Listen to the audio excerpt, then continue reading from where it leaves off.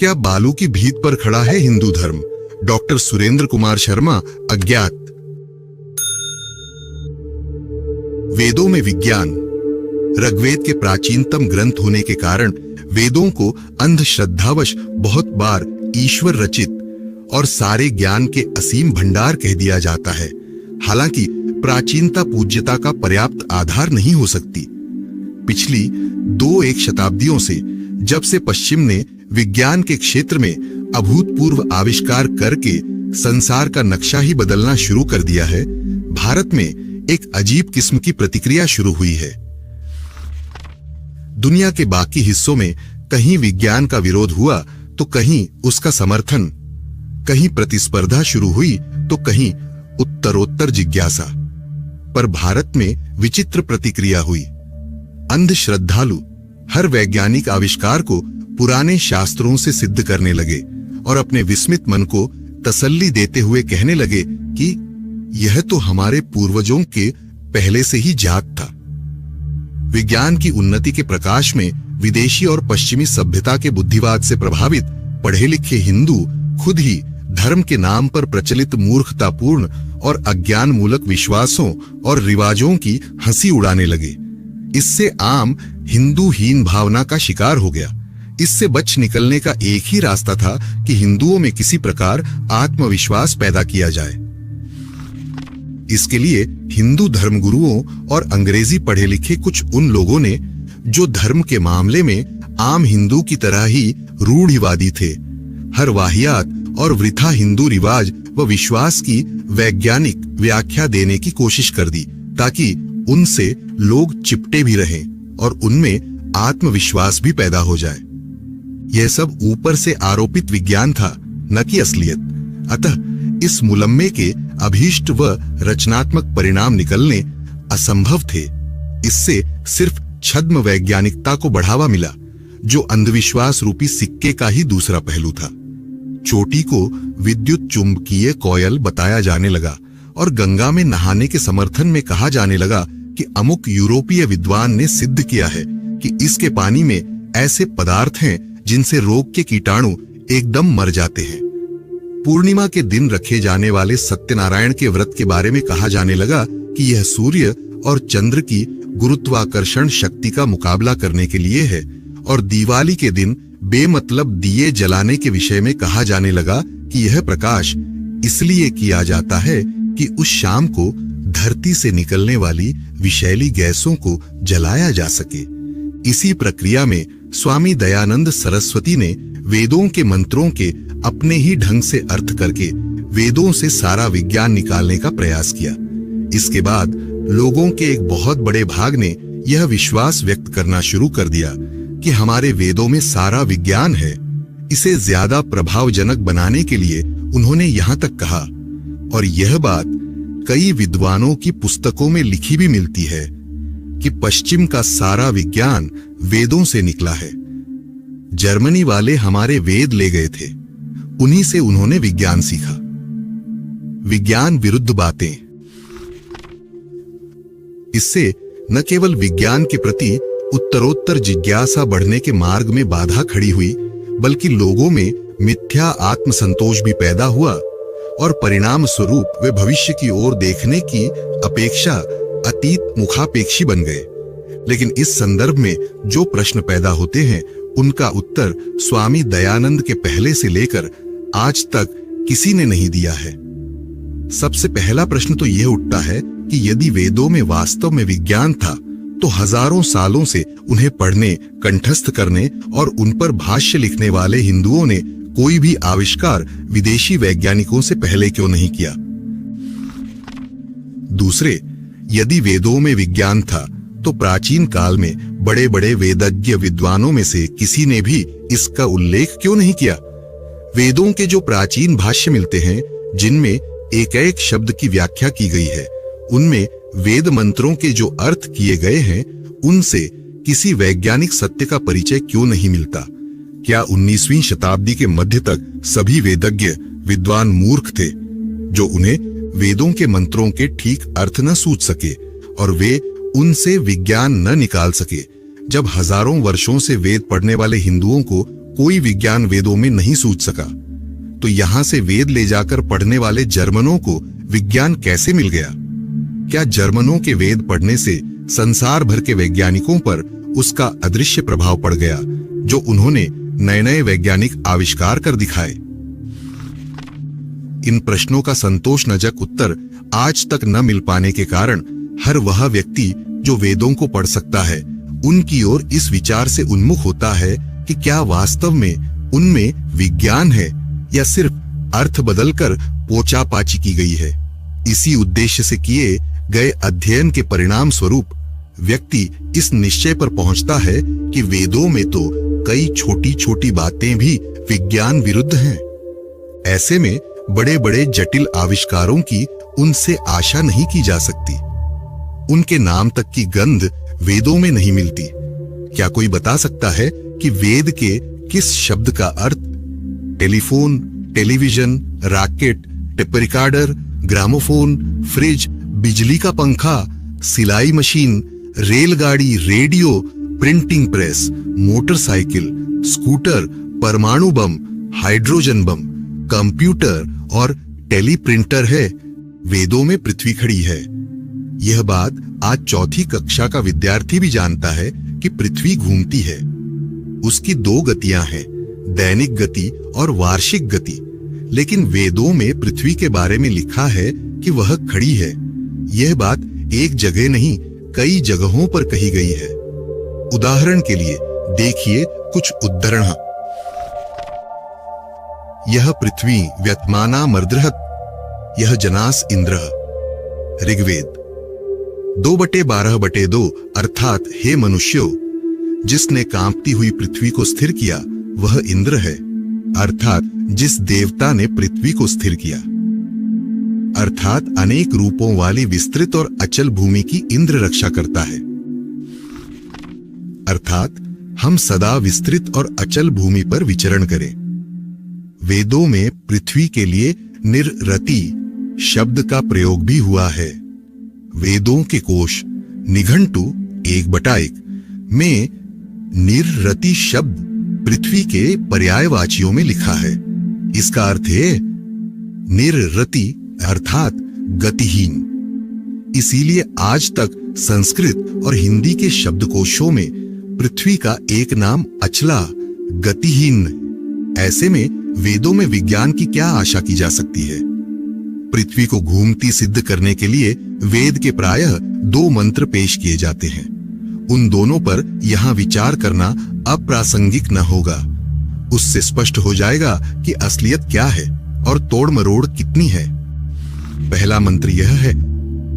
वेदों में विज्ञान निकालने वालों ने इसका अर्थ किया है, पृथ्वी निरंतर अन्न, रस आदि से प्राणियों को पूर्ण करती हुई तथा अपने नियम का पालन करती, ईश्वरीय महिमा का उपदेश करती, दानी, श्रेष्ठजन और विद्वानों को सुख देती हुई अपनी कक्षा में सूर्य के चारों ओर घूमती है। दरअसल यह मंत्र पृथ्वी विषयक है ही नहीं। मूल पाठ में एक वाक्य खंड है, पयो दुहाना। इसका अर्थ है दूध दुहाती हुई, अर्थात दूध देती हुई। एक दूसरा वाक्य खंड है, वरुणाय दाशुषे देवेभ्यो दाशद्धविषा।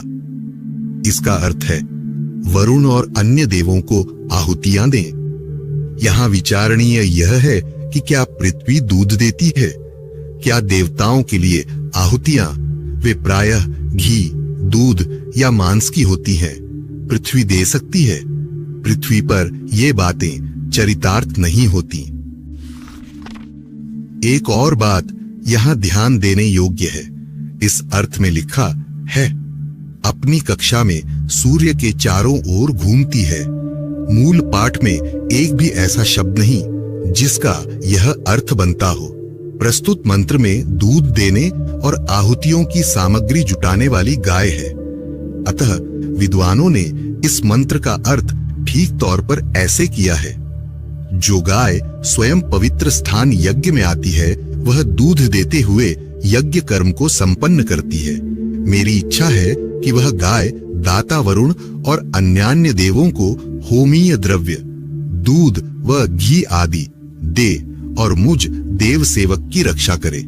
देखें हिंदी ऋग्वेद, दूसरा मंत्र है। वेदों से विज्ञान निकालने वालों ने इसका अर्थ इस प्रकार किया है, यह पृथ्वी जल को प्राप्त होकर अर्थात जल सहित अंतरिक्ष में आक्रमण करती है, अर्थात अपनी धुरी पर घूमती है और सूर्य के भी चारों ओर घूमती है। इस मंत्र के विषय में सबसे पहले यह बताना जरूरी है कि इस अर्थ में आक्रमण का अर्थ किया गया है। अपनी धुरी पर घूमती है, जबकि आक्रमण का अर्थ है हमला। वैसे आक्रमण के अन्य भी कई अर्थ संस्कृत शब्दकोशों में मिलते हैं। देखें आपटेकृत students practical Sanskrit English dictionary पृष्ठ 75 तथा चतुर्वेदीकृत संस्कृत शब्दार्थ कौस्तुभ पृष्ठ 172 पर अपनी धुरी पर घूमती है अर्थ कहीं नहीं मिलता। दूसरे वेद मंत्र में वे शब्द नहीं मिलते जिनका अर्थ सूर्य के चारों ओर घूमती है किया गया है। इन दोषों के कारण यह अर्थ सर्वथा त्याज्य एवं हेय है। इस मंत्र के सही अर्थ का पृथ्वी या सूर्य के घूमने व स्थिर होने से दूर का भी संबंध नहीं। इस मंत्र का देवता अग्नि है, अतः इसमें अग्नि का वर्णन किया गया है। निरुक्त में कहा है कि मंत्र रचयिता ऋषि ने जिस देवता की कृपा प्राप्त करने के लिए स्तुति की वह उस मंत्र का देवता है। इस मंत्र का देवता अग्नि होने के कारण इसमें अग्नि की स्तुति की गई है। ऊपर लिखे अर्थ में भूल से भी अग्नि का नाम नहीं आया है, अतः यह अर्थ किसी प्रकार भी मान्य नहीं हो सकता। जब स्वयं वेदों में इस मंत्र को अग्नि विषयक कहा है, तब इस ऊटपटांग अर्थ को कोई सही कैसे माने। एक पुराने भाष्यकार आचार्य उवट ने लिखा है, यहां अग्नि की पर और अपर रूप से स्तुति की गई है। इसी प्रकार एक दूसरे आचार्य महीधर ने लिखा है, यहां अग्नि की पर और अपर रूप से स्तुति की गई है। उक्त दोनों वेद भाष्यकर्ताओं ने इस मंत्र का अर्थ इस प्रकार किया है, इस यज्ञ सिद्धि के अर्थ यजमान के घर आने जाने वाले श्वेतरक्त आदि बहु प्रकार की ज्वालाओं से युक्त अग्नि ने सब ओर से आहवनीय गार्हपत्य और दक्षिणाग्नि के स्थानों में अतिक्रमण किया, पूर्व दिशा में पृथ्वी को प्राप्त किया और सूर्य रूप होकर स्वर्ग में चलते अग्नि ने स्वर्ग लोक को प्राप्त किया। देखें यजुर्वेद पर उवट और महीधर के भाष्य। इसमें पृथ्वी के अपनी धुरी पर और सूर्य के चारों ओर घूमने की गंध तक नहीं, अतः इन दोनों बातों को सिद्ध करने के लिए इस मंत्र को प्रस्तुत करना सरासर गलत है। वेदों का घूमता सूर्य, जिस तरह पृथ्वी को वेदों ने खड़ी बताया है, उसी प्रकार उनमें सूर्य को रथ पर सवार होकर चलने वाला कहा गया है, जबकि प्रारंभिक स्कूल का विद्यार्थी भी यह जानता है कि सूर्य वहीं खड़ा है, सिर्फ पृथ्वी घूमती है। सूर्य विषयक कुछ वेद मंत्र देखिए। अर्थात सूर्य प्रकाशमान है और सारे प्राणियों को जानता है। सूर्य के घोड़े उसे सारे संसार के दर्शन के लिए ऊपर ले जाते हैं, अर्थात दीप्तिमान और सर्व प्रकाशक सूर्य हरित नाम के 7 घोड़े रथ में तुम्हें ले जाते हैं। अर्थात सूर्य ने रथवाहिका 7 घोड़ियों को रथ में लगाया। उन घोड़ियों के द्वारा सूर्य गमन करता है, अर्थात सूर्य के कल्याणकारी हरिनाम के विचित्र घोड़े इस पथ से जाते हैं। वे सबके स्तुतिभाजन हैं, हम उनको नमस्कार करते हैं। वे आकाश के पृष्ठ देश में उपस्थित हुए हैं। वे घोड़े तुरंत ही आकाश और पृथ्वी के चारों ओर परिभ्रमण कर डालते हैं, अर्थात वे पृथ्वी के चारों ओर जल्दी ही चक्र लगा देते हैं। अर्थात जिस समय सूर्य अपने रथ से हरित नामक घोड़ों को खोलता है, उस समय सारे संसार में रात्रि अंधकार फैला देती है। अर्थात 7 अश्वों का अधिपति सूर्य हम लोगों के सम्मुख उपस्थित हो, क्योंकि उसे एक कठिन रास्ते से बहुत दूर जाना होगा।